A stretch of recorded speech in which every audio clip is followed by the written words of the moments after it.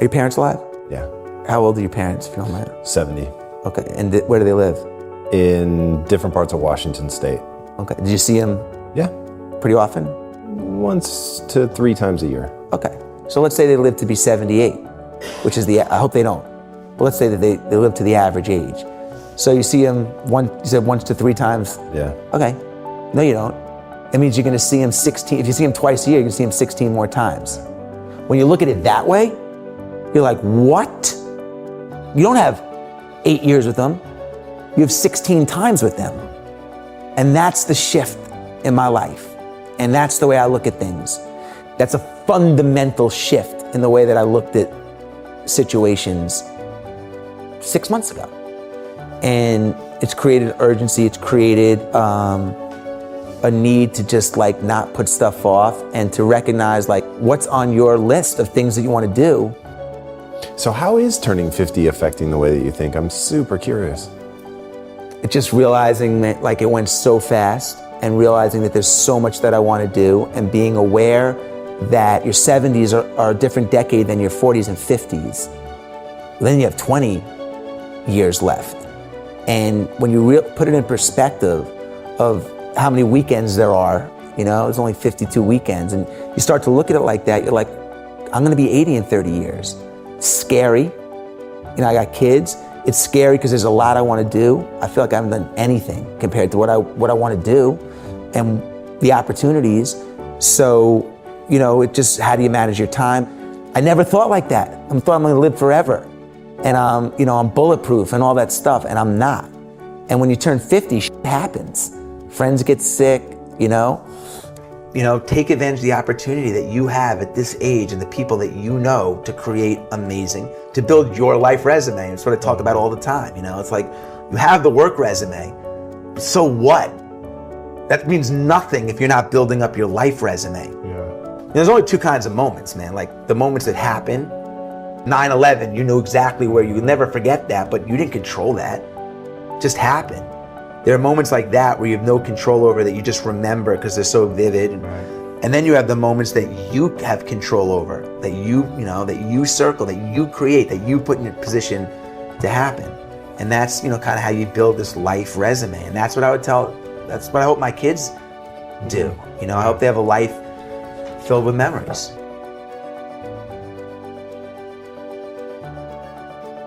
I lived on a monastery with 8 monks, 4 of which have been there for 50 years, and 50 years. And I went there for 15 days. I think, you know, the obvious takeaways were just the simplicity of how the monks live is something I think everyone can benefit from. I realized immediately, you know already what you're gonna miss.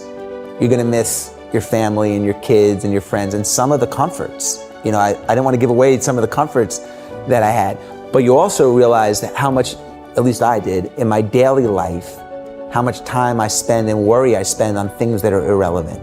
And when I released that, I got so insanely creative and had so much energy, because like thoughts, worry, all that, it's exhausting.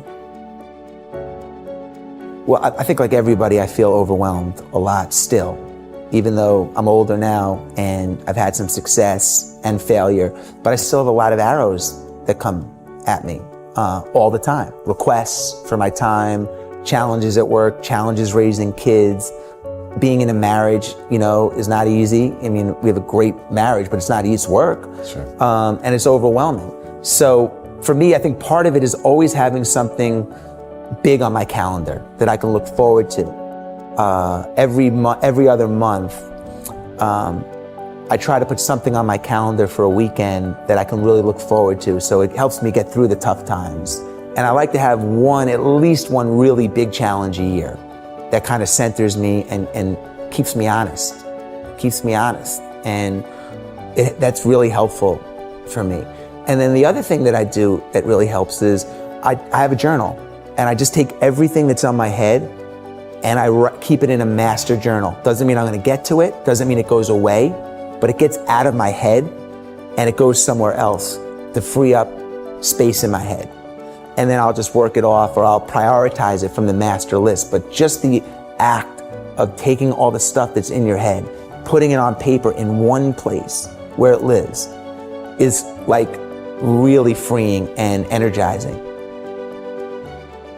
How do you teach somebody to look for those opportunities, to create those opportunities? Because everyone's going to hear the no, but 99.99999% of people just accept it. Just always having the end of the movie in my head and then filling in the script. So I knew I was going to leave there with a sale. I just had to write the script, and the script might change. There might be, call an audible and you have to rewrite the script, but the end of the script was always the same. I'm going to run 100 miles. Okay, well, how are you going to do that, Jesse? You're not like a crazy endurance runner.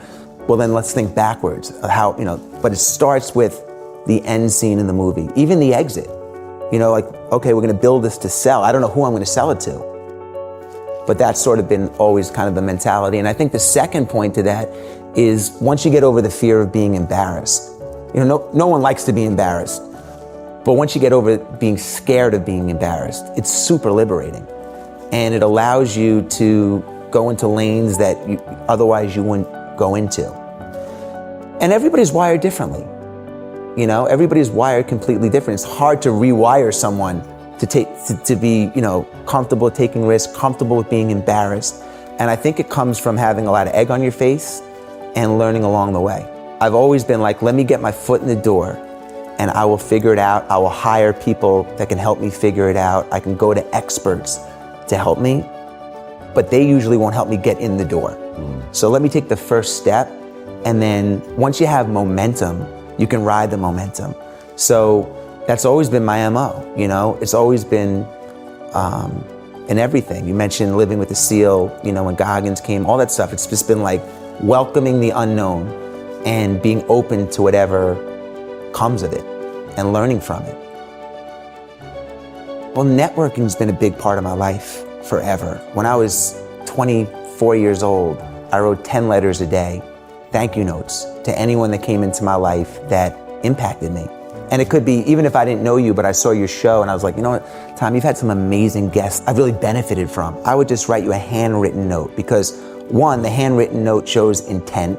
You have to buy the envelope, buy the stationery, write the letter, lick the envelope, get the stamp, put it in the mail. That's a lot different than hitting send. It's also memorable. How many handwritten letters have you gotten this year? So I literally wrote 3,000 letters in 1 year. And it could be to a doorman, cab driver, it could be anyone. I would just get their card and I would thank them. That was my form of networking. Even to this day, I have a hot 50 list of 50 people that can help me, that I want to stay in touch with, that I make sure every quarter or so, I send them a note and they always comment on it. Like, thank you so much. And it's authentic. I'm not just writing it to write it. I mean, they have to really have had an impact on me, and it's a meaningful note. It makes me feel great, and it makes the recipient feel attached to me in a different way. At an early age, I understood the importance of that. The people that you meet in your 20s rise up in their 30s and are in great positions of power in their 40s.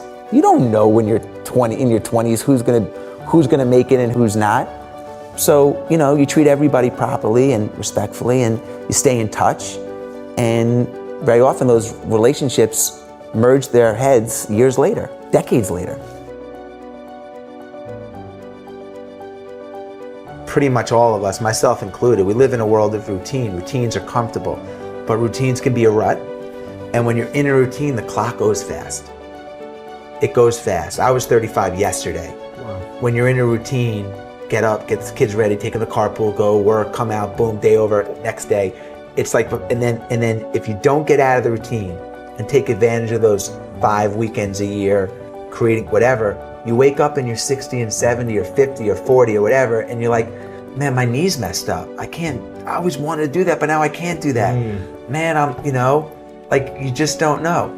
I just said to my wife as I turned 50, like, I want to have a big celebration. This is a monumental birthday, and it's really affecting me, how I think. It's like, I didn't think it would, but turning 50 is having a big impact on me.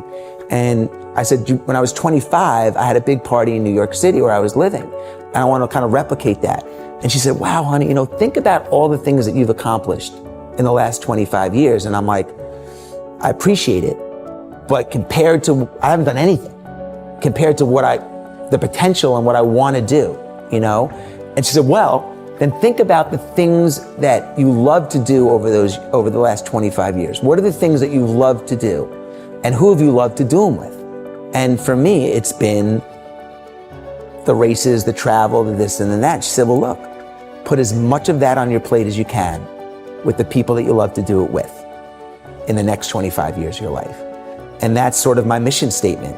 We invest so much time in our work resume, which is important, but I think it's equally, if not more important, to build your life resume, because that's really an indication of who you are and what you're becoming. And that's really a true look into your true body of work.